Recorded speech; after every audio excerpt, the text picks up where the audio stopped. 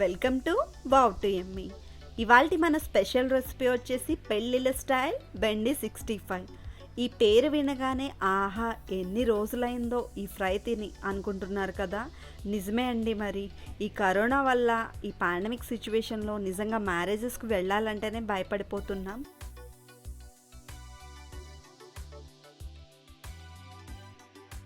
ఎంతో ఇంపార్టెంట్, ఇంకా తప్పదు అంటే మాత్రమే పెళ్ళిళ్ళకి వెళ్తున్నాం కదండి. పెళ్ళిళ్ళే కాదు, పెళ్లి భోజనాలను కూడా మిస్ అవుతున్నామనే చెప్పాలి.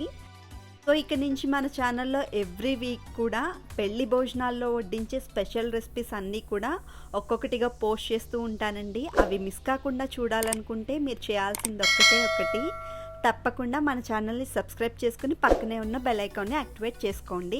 ఇప్పుడైతే లేట్ చేయకుండా రెసిపీలోకి వెళ్ళిపోదాం. దీనికి కావాల్సిన ఇంగ్రీడియంట్స్ని చూసేయండి. దీనికోసం నేను 1/2 kg బెండకాయలను లేతవి తీసుకున్నానండి. ఇవి లేతవో కావో తెలియాలంటే ఈ చివర్ని ఇలా వేలితో విరిచి చూస్తే ఇలా సింపుల్గా విరిగిపోతాయి. ఇన్ కేస్ మీకు ముదిరివైతే కనుక అసలు విరగవు. అఫ్కోర్స్ ఈ టిప్ అందరికీ తెలిసిందే లేండి. ఇప్పుడు వీటిని ఇలా చిన్న సైజ్ ముక్కలుగా కట్ చేసుకోవాలి. సో చూసారు కదా, ముక్కలు అనేవి మరీ చిన్నగా ఉండకూడదు, అలా అని మరీ పెద్దగా కూడా ఉండకూడదండి. ఈ సైజు ఉంటే సరిపోతుంది. ఇలానే మొత్తం అన్నిటినీ కూడా చాప్ చేసేసుకుని ఉంచుకున్నానండి. యూజువల్గా బెండకాయ ఫ్రై చేసినప్పుడు జిగురు ఎక్కువ ఉంటుంది, ఎంత బాగా చేసినా కూడా కర్రీ జిగురుగానే ఉంటుంది అంటూ ఉంటారు చాలామంది. ఇక్కడ ఒక చిన్న టిప్ చెప్తానండి. బెండకాయని ఇలా కోసిన వెంటనే ఫ్రై చేయకండి. వీటిని కనీసం ఒక 1/2 hour పాటు ఫ్యాన్ గాల్లో పెట్టినా పర్లేదు, లేదంటే ఒక 1/2 hour పాటు ఎండలో పెట్టినా మీకు జిగురు అనేది లేకుండా ఇలా వస్తుంది. సో చూసారు కదా, నేను ఇలా 1/2 hour పాటు ఎండలో పెట్టానండి. సో జిగురు లేకుండా ఉంది. సో జిగురు లేని బెండకాయ ఫ్రై కావాలంటే తప్పకుండా ఈ టిప్ అయితే ఫాలో అవ్వండి. అందరికీ కూడా చాలా యూస్ఫుల్గా ఉంటుంది. ఇప్పుడు ఒక 2 పచ్చిమిర్చి అలాగే చిన్న చిన్న ముక్కలుగా కట్ చేసుకున్న అల్లాన్ని తీసుకుని మిక్సీ జార్లో వేసుకుని మెత్తని పేస్ట్లా గ్రైండ్ చేసుకోవాలి. ఈ పేస్ట్ యాడ్ చేయడం వల్ల బెండకాయ ఫ్రై కొంచెం స్పైసీగా టేస్టీగా చాలా బాగుంటుందండి. సో ఇది అల్లం పచ్చిమిర్చి పేస్ట్ అనమాట, అల్లం వెల్లుల్లి పేస్ట్ కాదండి.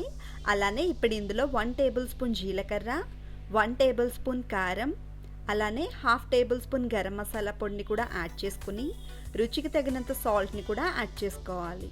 ఇప్పుడు ఇందులో 4 tablespoon వరకు బియ్యం పిండి ఉంటుంది కదండి, దాన్ని యాడ్ చేసుకుంటున్నాను.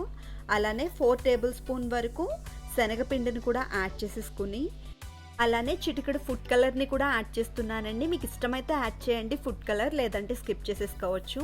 మీకు ఆ ఒరిజినల్ పెళ్ళిళ్ళ స్టైల్ లుక్ తీసుకురావడం కోసం మాత్రమే నేను ఫుడ్ కలర్ యాడ్ చేశాను.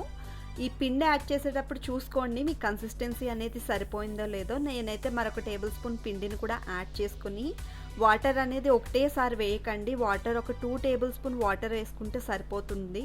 జస్ట్ ఇలా చిలకరించుకుంటూ ఇలా బాగా కలుపుకోవాలి.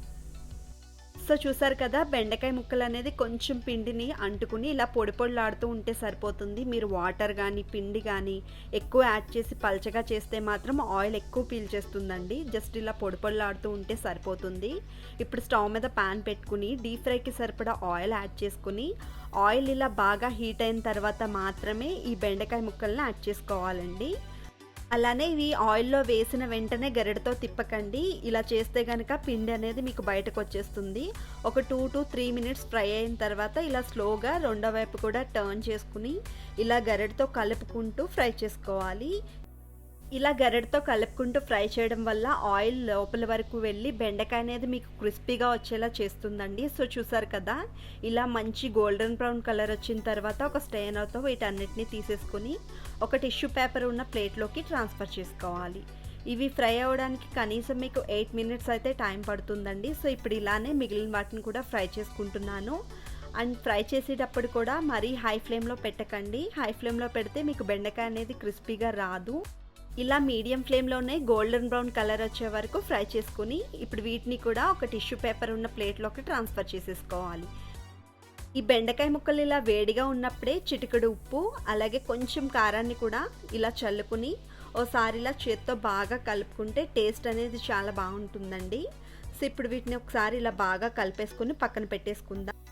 ఇప్పుడు అదే ప్యాన్లో ఆయిల్ ఇలా వేడిగా ఉన్నప్పుడే హాఫ్ కప్ పల్లీలను కూడా యాడ్ చేసుకుని ఇవి 80% ఫ్రై అయిన తర్వాత కొంచెం కాజుని యాడ్ చేసుకుని ఇవి మంచి గోల్డెన్ బ్రౌన్ కలర్ వచ్చే వరకు ఇలా గరిటతో కలుపుకుంటూ ఫ్రై చేసుకోవాలి. సో చూసారు కదా, ఇవి కూడా మంచి కలర్ వచ్చేసాయి. ఇప్పుడు స్ట్రైనర్తో వీటిని కూడా తీసుకుని మనం ముందుగానే ఫ్రై చేసి పెట్టుకున్న బెండకాయ ఉన్నాయి కదండి, దాంట్లోకి యాడ్ చేసేసుకోవాలి. అలానే ఇప్పుడు ఇందులో కొంచెం కరివేపాకును కూడా యాడ్ చేసేసుకుని కరివేపాకు పట్టుకుంటే మీకు క్రిస్పీగా అయ్యే వరకు ఫ్రై చేసుకోవాలి. సో చూసారు కదా, కరివేపాకు కూడా మంచి క్రిస్పీగా ఫ్రై అయిపోయింది. ఇప్పుడు అదే ప్లేట్లోకి తీసేసుకుందాం. ఇప్పుడు ఫైనల్గా 1 కప్ అటుకుల్ని యాడ్ చేసుకోవాలి. ఈ అటుకులు యాడ్ చేయడం వల్ల మీకు ఫ్రై టేస్ట్ అనేది చాలా బాగుంటుందండి. తినేటప్పుడు క్రంచీగా చాలా బాగుంటుంది. ఇవి ఒక 1 మినిట్ ఫ్రై చేసుకుంటే సరిపోతుంది. ఇప్పుడు వీటిని కూడా అదే ప్లేట్లోకి తీసేసుకుందాం. చాలామంది ఈ అటుకులకు బదులుగా పచ్చి కొబ్బరిని ఫైనల్గా యాడ్ చేస్తారు, బట్ నేనైతే అటుకులను యాడ్ చేశాను. ప్రాంతాన్ని బట్టి ఒక్కొక్కరు ఒక్కొక్క స్టైల్లో చేస్తారండి, బట్ ఎలా చేసినా టేస్ట్ అనేది సూపర్గా ఉంటుంది. ఇప్పుడు వీటన్నిటినీ కూడా చేత్తో ఇలా బాగా కలుపుకోవాలి. అంతే అండి, మన ఎమ్మి పెళ్ళిళ్ళ స్టైల్ బెండి 65 రెడీ అయిపోయింది. ఇది పప్పుచారు, రసం, సాంబార్ ఇలా దేంట్లోకైనా సైడ్ డిష్గా అదిరిపోతుంది. నిజంగా అంత బాగుంటుంది దీని టేస్ట్. సో ఇదండి ఇవాల్టి రెసిపీ. ఈ రెసిపీ కనుక మీకు నచ్చినట్లయితే తప్పకుండా లైక్ చేయండి, షేర్ చేయండి, కామెంట్ చేయండి. మరిన్ని ఎమ్మి అండ్ టేస్టీ రెసిపీస్ కోసం మన ఓటీఎమ్మి ఛానల్ని సబ్స్క్రైబ్ చేసుకోండి.